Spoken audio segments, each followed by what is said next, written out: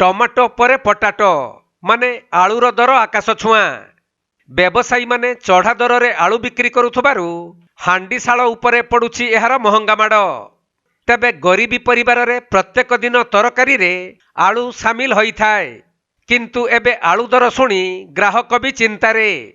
एपरिकी गत सप्ताह रे प्रति आलू बस्ता पिछा 700 टंका थिबा बेले एबे आलू दर आकाश छुआ। खुचुरा व्यवसायी माने निज मन इच्छा चढ़ा दर रे आलू बिकुछंती।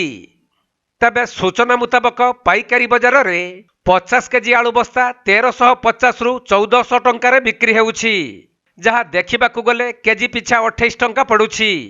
किंतु चिंतार विषय हेउछि जे खुचुरा व्यवसायी माने गुदामरु आलू आनी एहाकू चढ़ा दर रे बिक्री करुछंती। सेथिपाई मयूरभंज जिल्लार सारसकणा, बम्बे छक, बांग्रीपुसी और अन्य विभिन्न मार्केट रे भिन्न भिन्न दर रे आलू मिलुछि। तेबे सारसकणा हाट रे आलू दर केजी पिछा 40 टंकार बिक्री हेउथबा बेले ग्राहकंक मनरे बड़ प्रश्न उठुछि जे केउ कारणरू खुचुरा व्यवसायी माने केजी पिछा 8 रु 10 टंका लाभ रखी आलू बिकुछंती।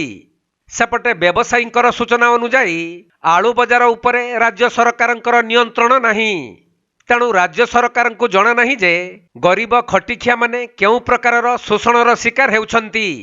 तेबे वर्तमान व्यवसायी आउ प्रशासन मध्यरे जो दूरता बढ़ुछि ताहार फल ग्राहक मानकु भोगिबाकू पड़ुछि बोली मत प्रकाश पाउछि। देखो मध्यवर्ती परिवार एवं गरीब परिवार को रोषैशाला को सबुदिन माड़ होती आज नहीं चली जिते पर्यंत कला बजारी को संपूर्ण भाव में अंकुश न लगे सरकारी छाट न लगे से पर्यंत जहाँ इच्छा से 40-45 की कहते आ किसी दिन पर 50-55 करदे।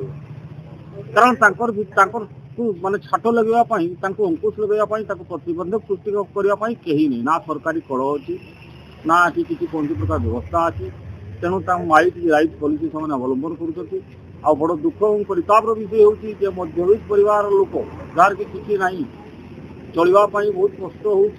गरीब परिवार तो कम से कम से तार जहाँ भी हो सरकार किसी अनुदान पाँच बची जाऊँगी, कि मध्यवित्त परिवार जो मैंने कि कौन सी सरकार अनुदान पाऊना गोटे वज्र स्वरूप हो जाए वज्र माड़ हो सका है माने चाहे कि जो बाप को निद भांगी जाऊँगी माने डर लगुच आज दिनटा केमती कटो।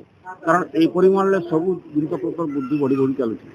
खाली आलू बोली कथा नहीं, आप प्रत्येक जिन को देखु सब जिन माने आकाश छुआ दाम है। तेणु जब सरकार ये तत्पर न हे और सरकार यत्नवान न हे ताले आगामी दिन में आमको मध्यवित्त परिवार मान को बहुत कष्ट हो। जमी आज सारसकणा हाट सारसकणा मयूरभंज गोटे सारसकणा कन्स्टिट्यूएंसी अच्छी आज हाट था आम से जाइए स्टाफ जो आलू दाम पचारे आलू आनबार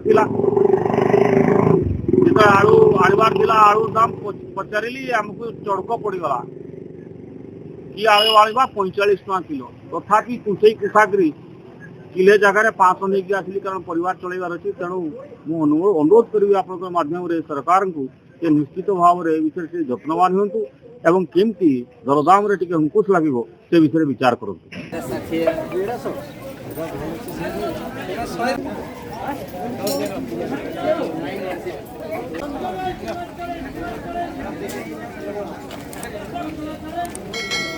मयूरभंज जिला सारसकणारू तपन कुमार दंडपाटन रिपोर्ट, कोणार्क लाइव।